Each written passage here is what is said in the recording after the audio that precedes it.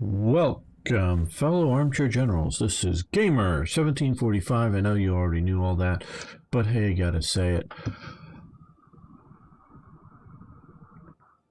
And we are continuing our look at World Ablaze mod. Now, I'm sorry. I remember comments. I often, when I looking at comment fields, I do like OCB is watching now. I definitely remember you know who's around a lot, and I really do appreciate those around, but I don't always remember who made what comments. And one person, after watching some of these videos, goes, well, thank you, I was thinking about watching this, but then I was watching this and I was thinking about playing World of Blaze, but now after watching your series, it's bad history or whatever. It wasn't very historical. He was looking for a good historical mod, and it wasn't, you know, fully fleshed out. Okay, well, one thing I would love for you to do, viewers, is to post any mods that you think are as historical or more historical than World Ablaze or Black Ice. I know about both of those. You don't need to tell me about those. But if you've got something that is more historical than this, and Black Ice, like I say, please let me know. This is not like saying, oh, well, this is great because there's nothing else out there that's better. No, I'm really quite honestly interested in if you know of something you think is more historical. Because obviously we had the sort of, the only thing I can think to call it is the wacky situation of well, I don't know how wacky it was, but the situation of, wacky situation of Hungary and Romania going to war with each other. Now, there was real possibilities of them going to war with each other during World War II, and this is why I sort of hesitated on what to call this. And even when the Romanians were, fighting in the Soviet Union, somewhat alongside the Hungarians,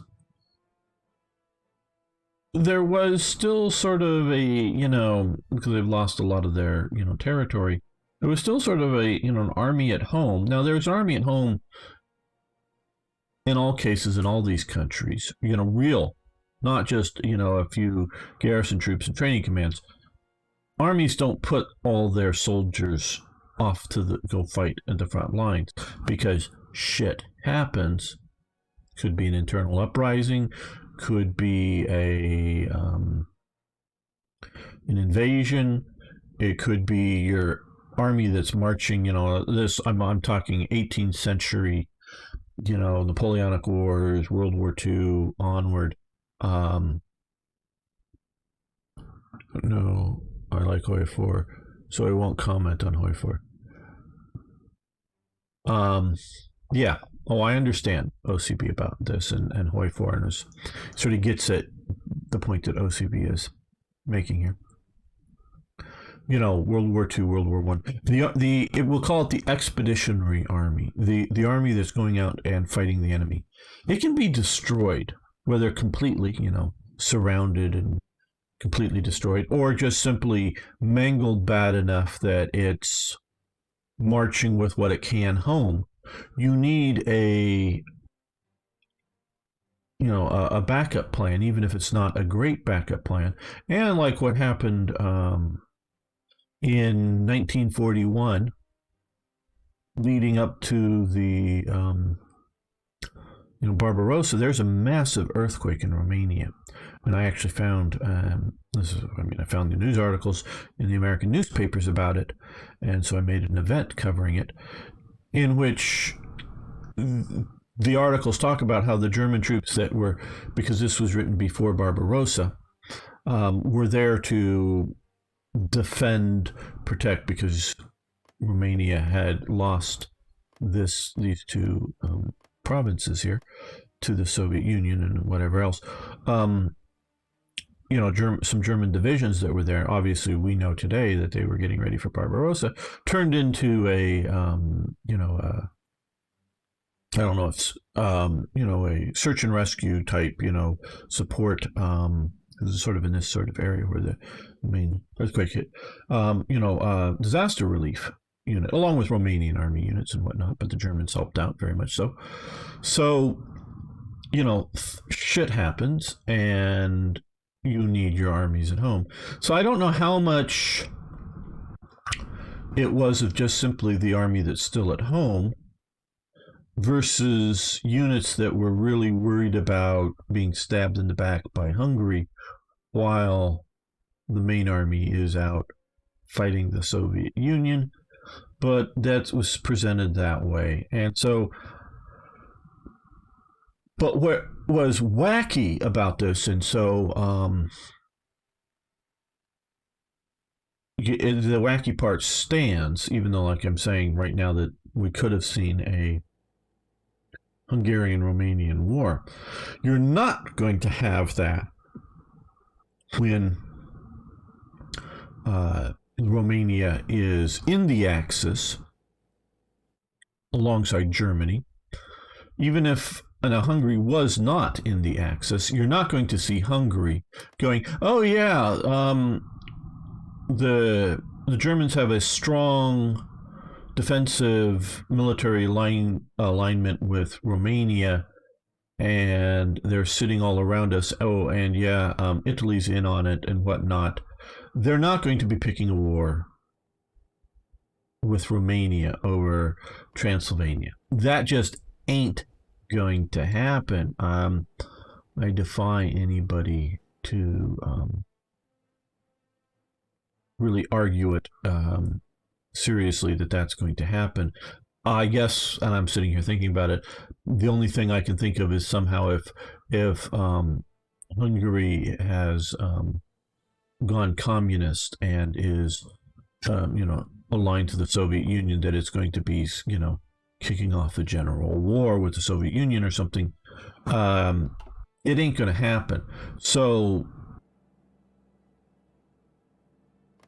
yeah, that ain't going to happen. And so what would happen in that case? Let's just say, for whatever reason, Hungary isn't in the Axis, whatever that means, because and I've definitely, because I've coded it a bit for Hearts of Iron 4, but definitely for Hearts of Iron 3, coded it, forming events that forming the Axis and the sort of faction system,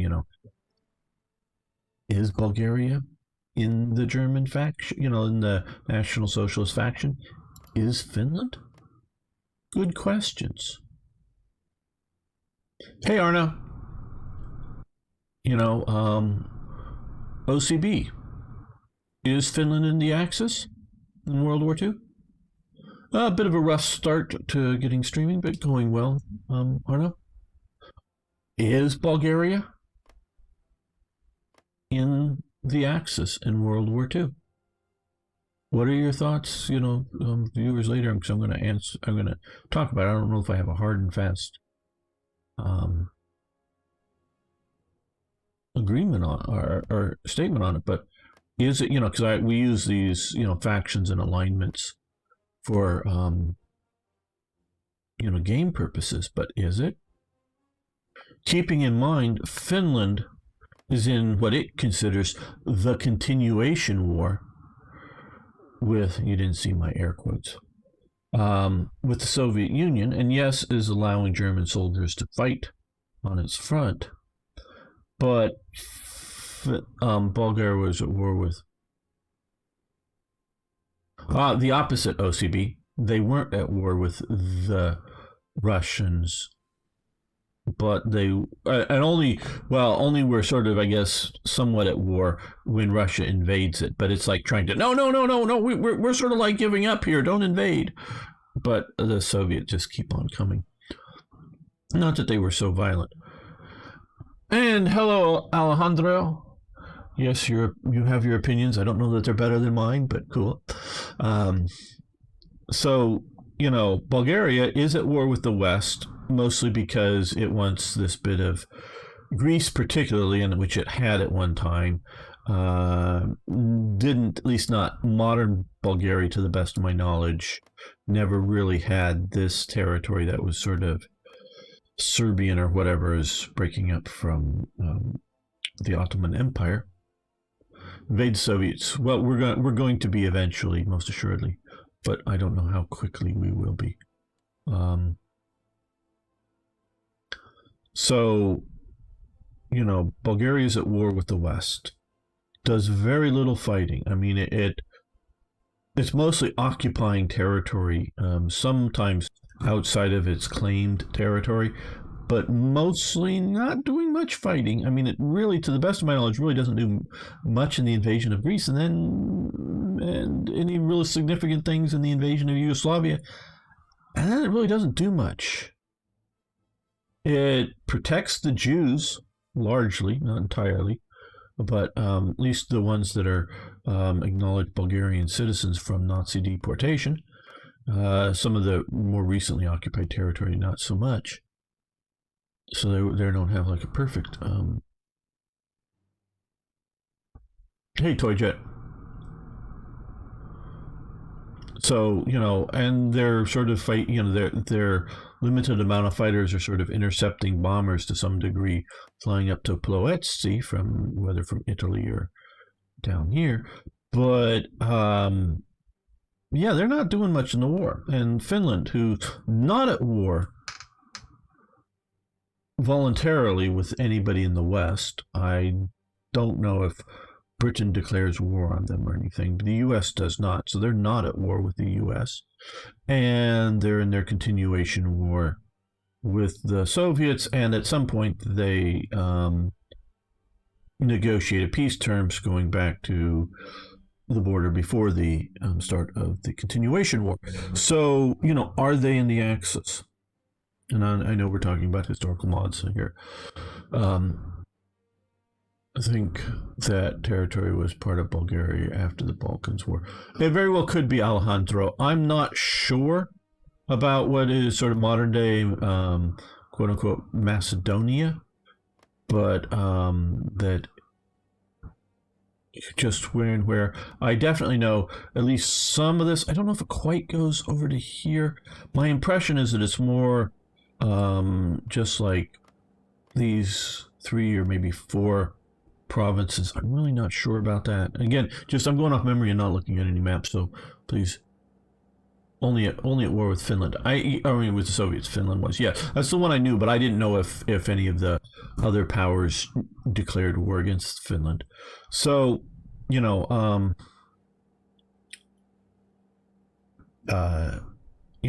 Bulgaria has very limited aims, and in Old Third Reich, the board game, it's like I think it's, and I remember this from however many years ago since I've played this thing. It's like 6 hexes or something away from the Finnish border are you allowed to move Finnish troops. So even, which doesn't get them out, all even, though that's not really important there. I don't think it gets them all the way out even to the end of this peninsula.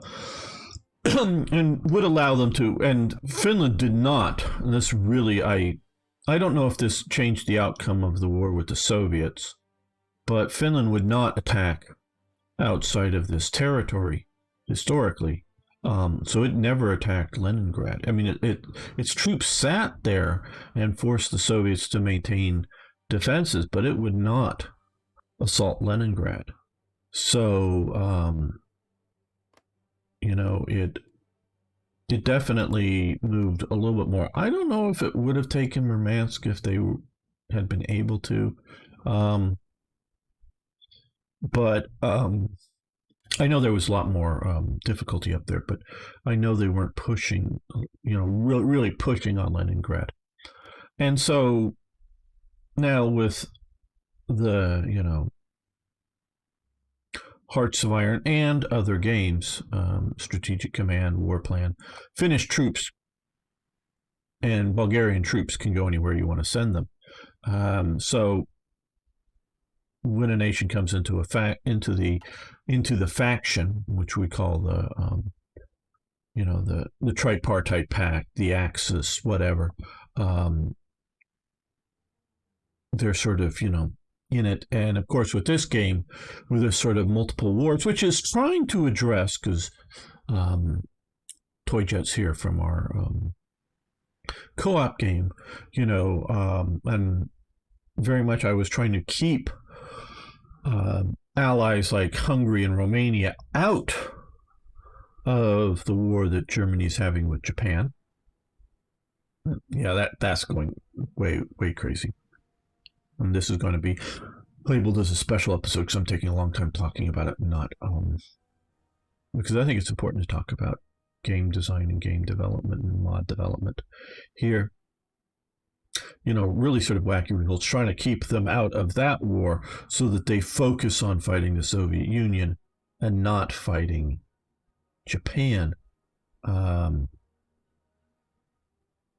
So they're sort of addressing that to some degree as to having specified wars that could be going on simultaneously, and people and nations can be in both of the wars, meaning sort of like having a war against the Soviet Union, having a war against the Western Allies, and Britain's a participant in both of the wars, kind of thing. But maybe Finland is only participating in the war with the Soviet Union, kind of thing. So when is somebody in and out of the Axis? And there was not always a clear definition with that in World War II. Hold my map. Okay. It was part of Bulgaria. Okay, very good to know.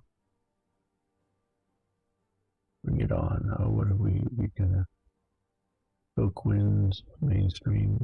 I don't know what you guys are fighting about up on the chat there. Okay, so and I know OCB's opinion is not high on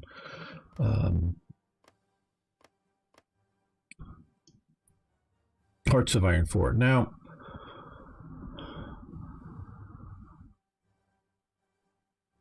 I am greatly disappointed in Hearts of Iron 4. Why am I playing it? Well, I mean, quite honestly, a simple answer is people view me watching it. Because if viewership, which is actually really poor for World Ablaze and our co-op series, but has been good for Black Ice when I've been playing it, and very good for Total War, which I end up slamming. But so viewership there is really high, and so but on one basis or another, if no one's going to watch me play a game, I'm going to give up playing it. I mean, what's the point of okay, a few people are hanging out. The Soviets fell with Britain, USA, peace out with Germany. No, I would not. I would say no at that point. Britain was standing alone. At some point, Britain alone, if it's losing too much of its empire, would. I even whether that means the fall of Churchill as prime minister, probably. One, for just simply failure. Two, because he would not want, because he's very much of a historian. He writes lots of history, so I know he's very much of a historian. And he sees things in 18th century and Napoleonic era terms, where Britain, with its fleet, maintains long wars against nations it cannot possibly defeat, just waiting for allies to appear. So if Britain is able to maintain its empire overseas, and seas is the key term, with its navy, I think it stays in the war with Germany.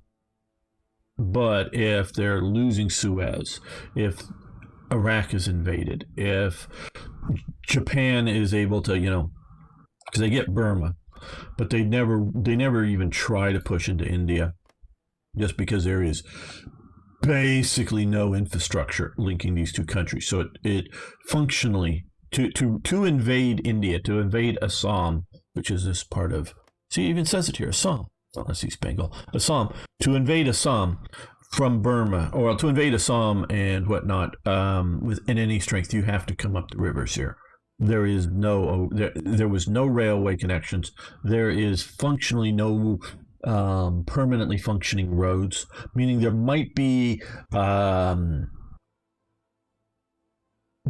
dirt trails, if you will, but monsoon seasons and other things mean you can't move large amounts of supplies, meaning lots of wagons or lots of trucks, because it would destroy whatever idea of a road and turn it into a swampy morass, like we see in the Soviet Union with Rasputina, or however you pronounce it.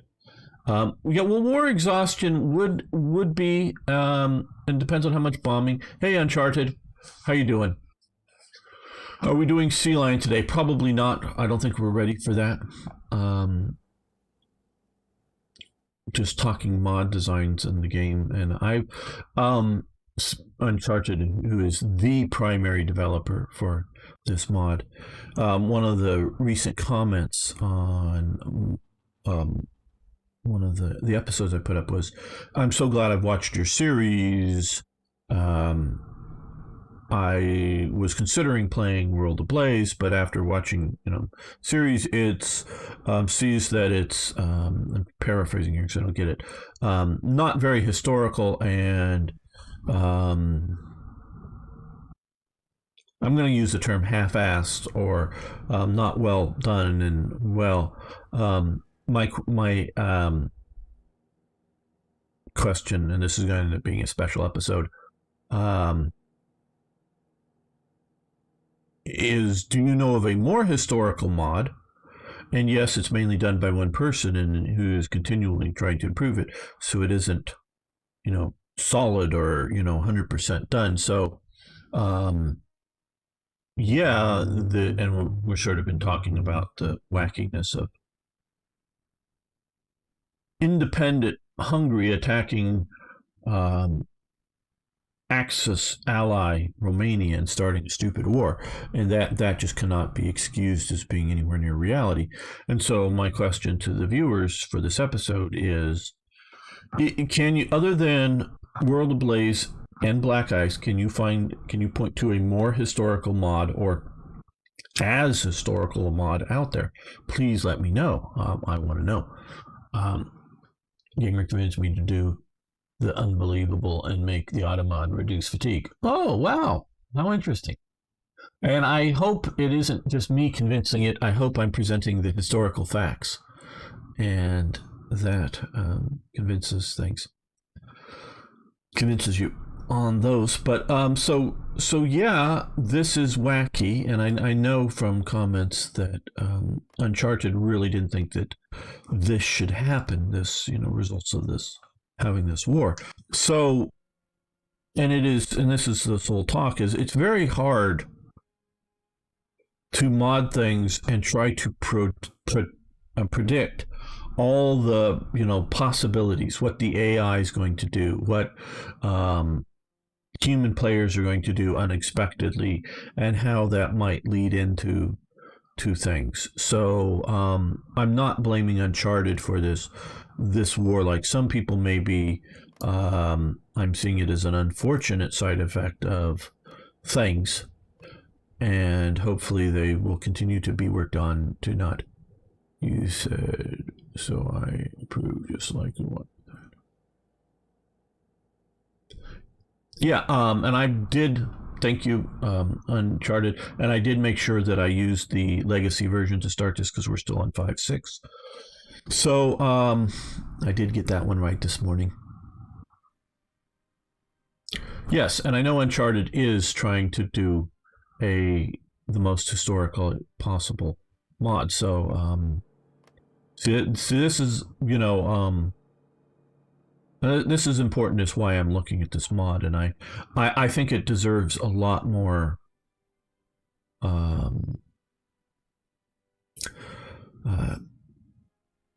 publicity, a lot more community awareness, because it is really trying to be this. And this is long sort of talking segment, getting a lot of stuff off my chest, I guess, and is why I think people like. And it can also be various why some of the stuff happened might have been that I did not pursue align Hungary and whatnot fast enough. Um, so it, and I didn't get them into the Axis. So I don't know if it's some of the choices I made that influenced it. But what I think a lot of the people that object to Hearts of Iron 4 is not, not that they like it entirely, big giant men marching around the battlefield, or some of the other game mechanics that way. What they really object to is like what's happening with our co-op game, in where Germany is at war with Japan because and wacky peace settlements and other things like that. That's what they object to at its core with Hearts of Iron 4. And it's Hearts of Iron 3 is much better, much more historical. Not maybe up to some people's.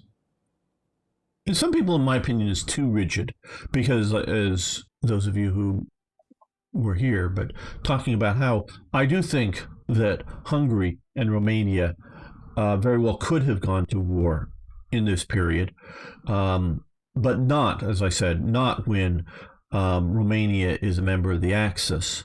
So having Germany as a strong ally who would come in on its side, but had, say, Hungary been in the Axis, Romania refusing to be in the Axis, Romania refusing to give up some or all of Transylvania, then yes,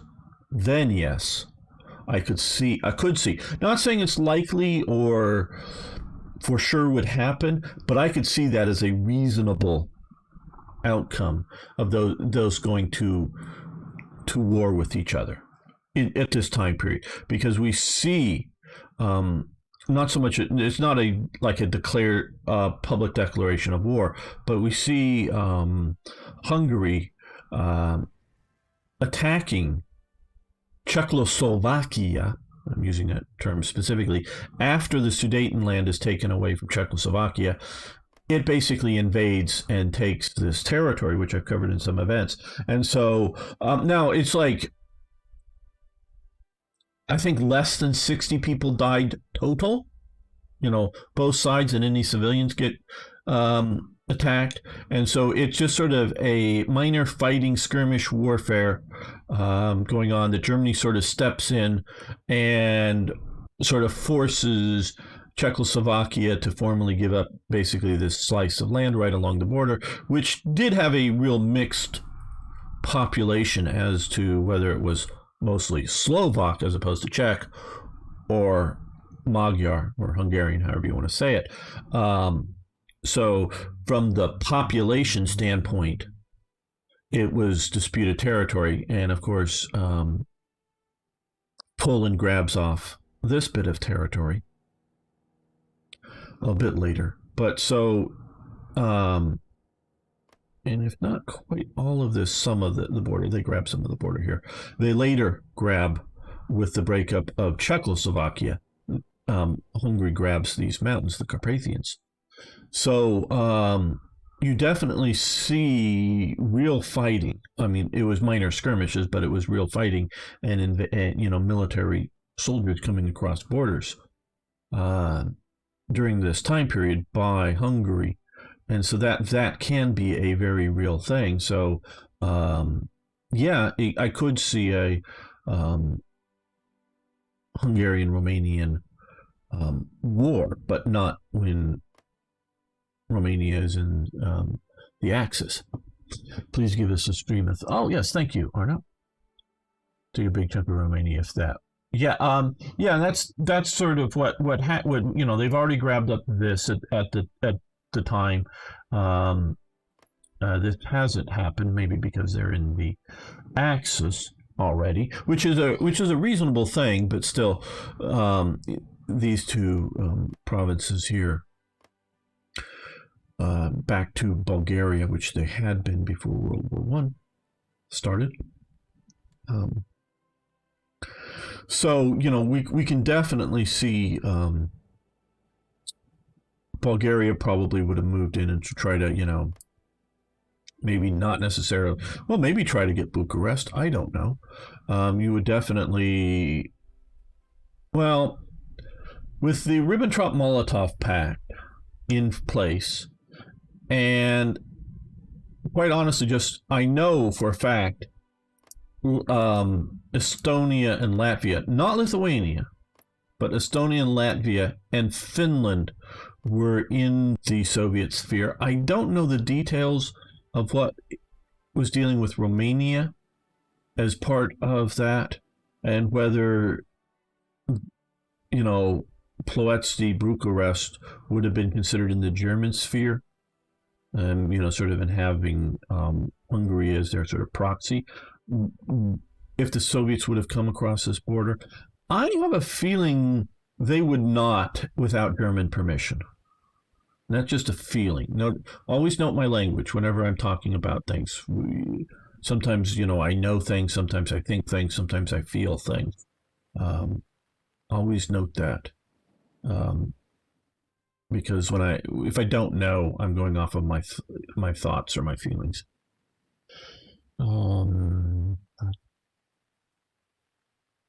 Where and what levels of force you get with the Atlantic Wall focus? Well, okay, we can quickly look at that. Our Atlantic Wall here. Okay, it just it unlocks decisions, in which we will then look and see. So that's cool. Now, I like this Uncharted. I really, really like this. This is one of my biggest. I mean, not what you're doing is correct, in my opinion. Is good, not maybe correct, but good.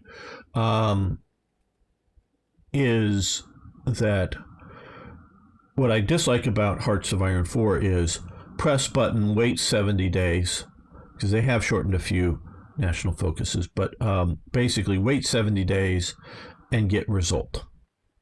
I don't like that. I like this.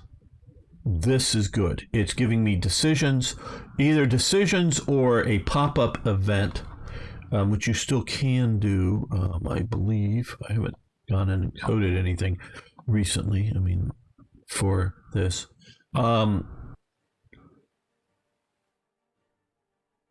And just saying the way I would do it, which is different than...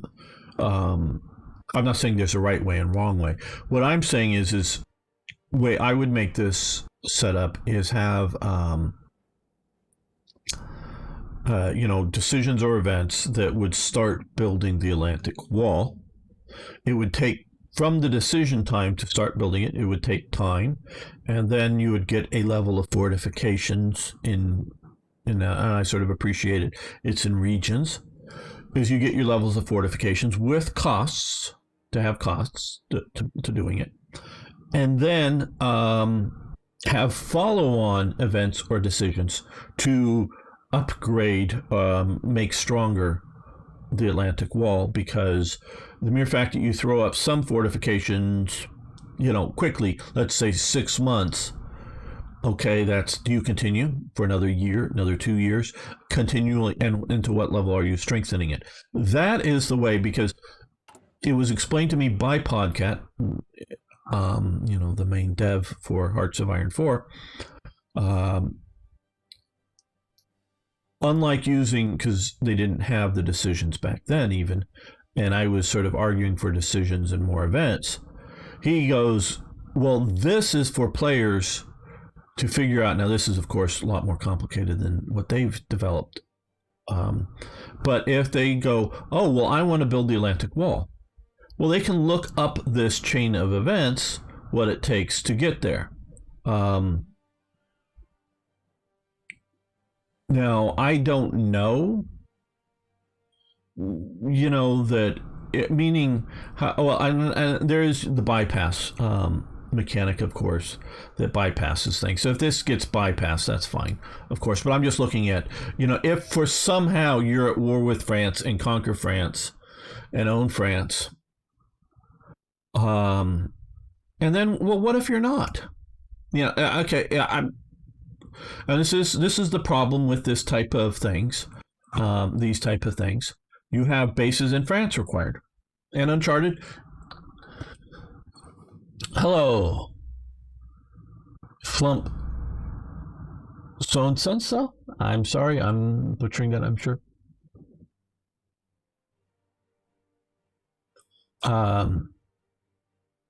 As Germany is stronger than America in this game in general. It shouldn't be. Hello, Doku. How you doing? I wouldn't say so. America is generally stronger. And because here's the problem with this general system and this specific situation. Okay, you got to build bases in France. Well, fine. But what if you haven't? I mean, I'm just going from a developer situation. You're throwing in, German and Benelux wall and Norwegian wall. Is it likely that you're owning Norway and getting ready to build a wall there? Just defensive positions without the French coast? No. I could see the possibility.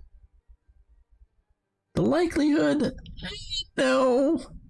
So I don't know. I mean, because I can always dig deeper into coding these things and what ifs these things. But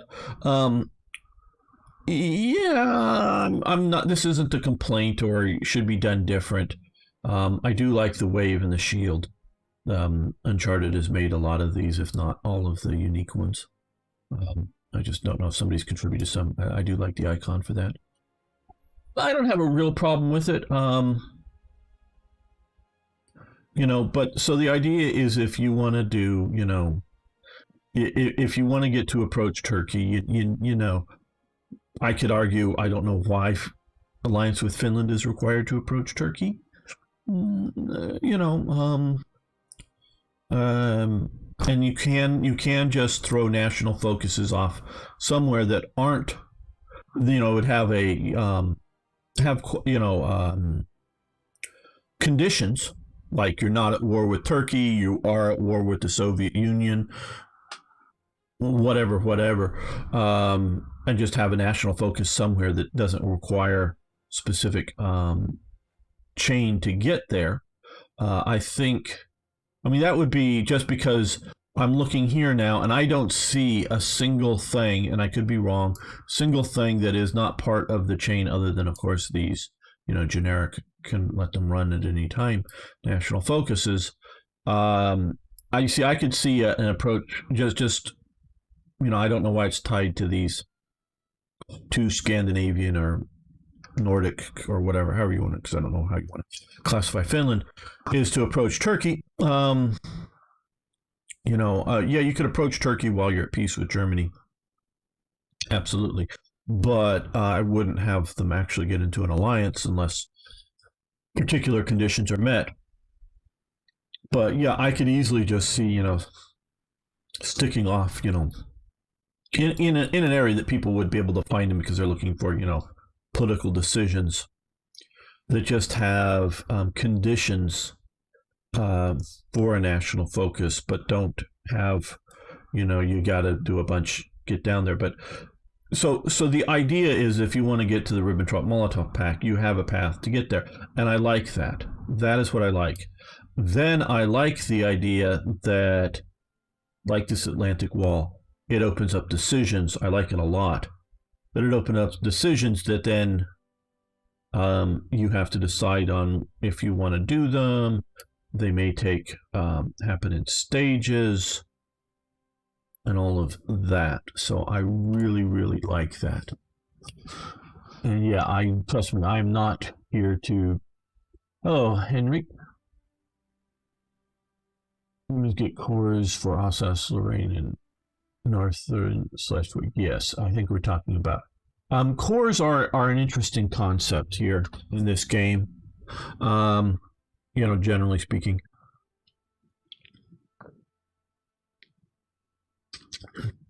because we are talking about a compressed time period compared to most other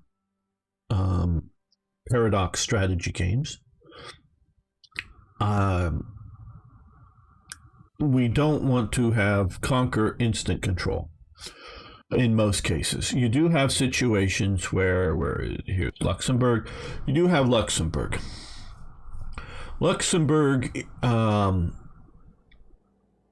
gets fully integrated into the Reich. And when I say that, I mean it. They get, I think it's like 600 or so volunteers. True. Hey, yeah, I want to join the Wehrmacht. Very early on, even before Luxembourg is integrated into the Reich. Their steel industry, which they, for the size of the nation, has a significant, and it's here, 25, a significant steel industry. They don't really make anything other than steel, meaning they're not like turning out cars or tanks or whatever. Hello, Marcel or Fritz. Which makes no sense, like Luxembourg or us German-speaking region. And so Germany does specifically annex, bring into Luxembourg, and basically gives everybody German citizenship, and of course drafts all people as, I was going to say men, but also women as into various organizations, not necessarily into the military. But Luxembourg gets fully integrated into the Reich. Not, and to the best of my knowledge, it was never part of the German Empire, other than maybe during World War I, and I'm not even sure the status of. I know it was occupied by the Germans, but I don't know what politically was done during World War I to Luxembourg. So you definitely have the sort of Alsace-Lorraine, which had been in German territory, though a lot of French-speaking people there during that time period, and of course a lot of the Germans sort of flee when the French get into power. So cores allow you to have better situations, and see this is set up.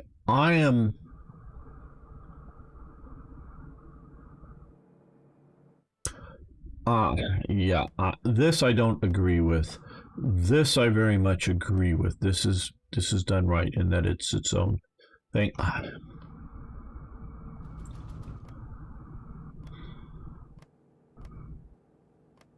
I don't know. I just don't know whether it's better for some of these to be sort of occupied, or whether to set up Reich commissariats for them.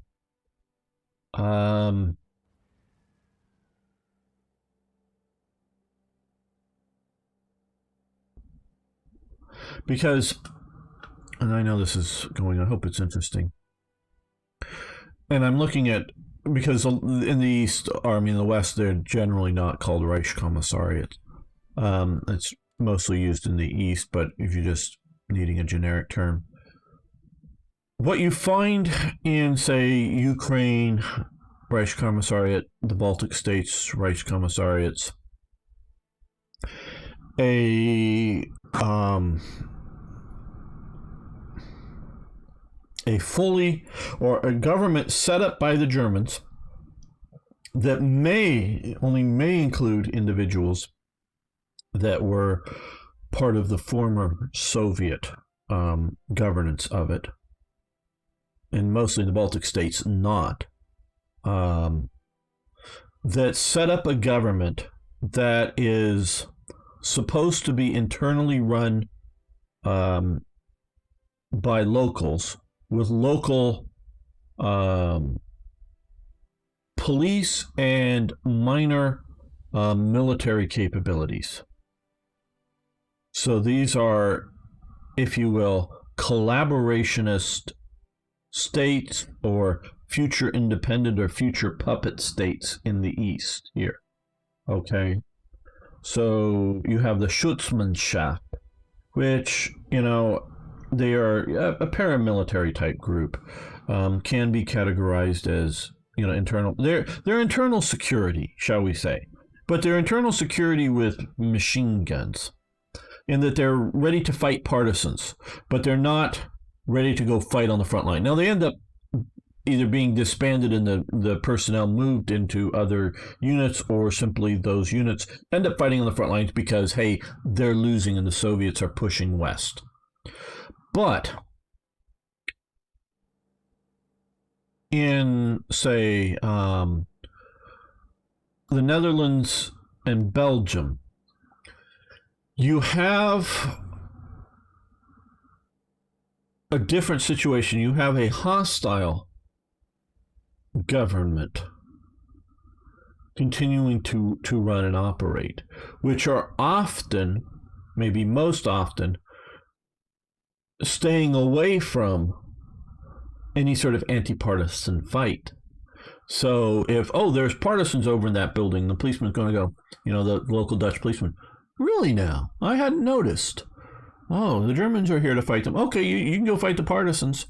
And the Dutch or the Belgian police officer will stand around and watch the Germans fight the partisans. But he ain't going to pull out his gun and shoot at the partisans. He's probably maybe not happy that the partisans are doing shit during occupied times, because that he may see them as doing, disrupting local harmony, causing problems. And it isn't going to solve anything. But he ain't going to go out and, it's not even so much risk his life. He ain't going to go out and fight people that he may sort of agree with. In spirit, in the idea of, hey, yeah, it would be best if the Germans weren't here. He may be disagreeing. I'm not saying, because obviously it ranges from person to person. Disagreeing with their idea of being partisans right now, but he's not disagreeing with their ultimate objectives. Now, you do have collaborationists specifically, in these countries that are sort of, SS type organizations. Some that are, the Waffen SS, but also local SS organizations forming that are fighting the partisans. But these are an extreme minority. And so you have the situation where, now the policeman, if someone is, help, somebody's in my home, trying to steal something, because there was crime going on, because there was obviously criminals as well as desperate people, and the police would come in and, help the local citizen with whatever criminal kind of thing.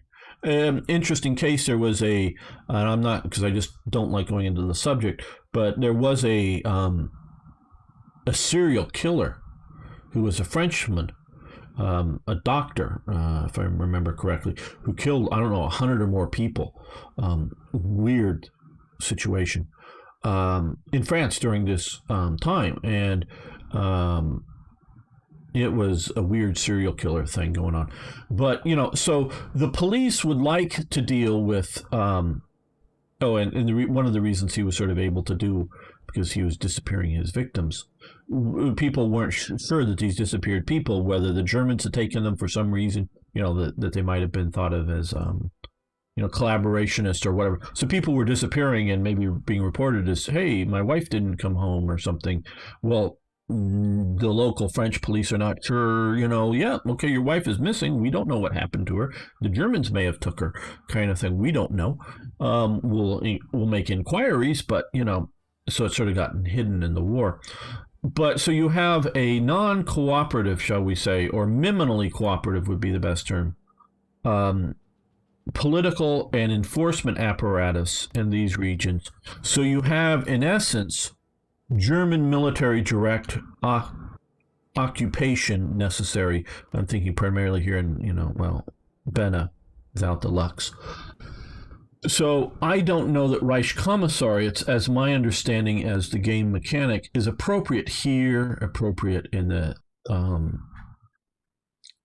in Norway, maybe, or more appropriate here in Denmark to a degree, but because Denmark is another one of these. Is it in the Axis or is it not in the Axis?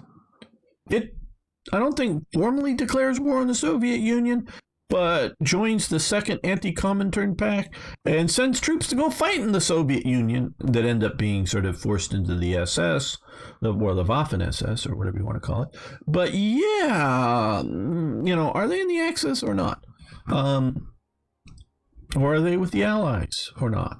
And their government, their king and whatnot is all free and still functioning, and their army still. Now, see, here's a case in which the army is largely still in existence. I think disarmed of heavy weapons, but still have all their rifles in their, barracks to march out at moment's notice.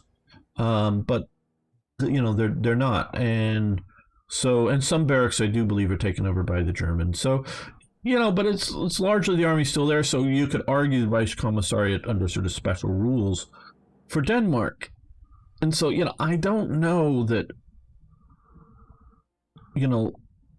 This. Now, here, of course, the one thing that is different than the actual Reichskommissariats with the general government is there is no local Polish police or... no, there is some local police, sorry. Yes, there are some local police. But there is no paramilitary police and no armed forces that are Polish. I mean, so they're purely relying upon imported German units to operate in here. Yes, Luxembourg had freedom during its occupation. Okay, very interesting. Okay, I didn't know just the status during its World War. Till today, most people living in Essen still are German. Okay. Hello, Sebastian. Hello again.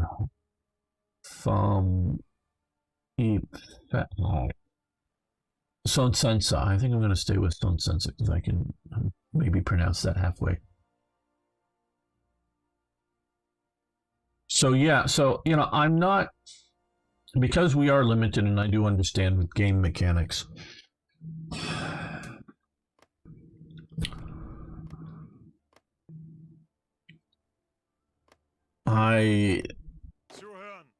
Western countries, I'm not sure that I think is best. Now, of course, you can make decisions other than historical decisions. But, so yeah, the mechanics here are still such that I think this should be integrated into Germany. Whether they get the cores or not, that's another question. But, yeah. So those are just my thoughts on all of this. I know that went long, so this will be a special episode, and I will be making another episode in which we actually play the game.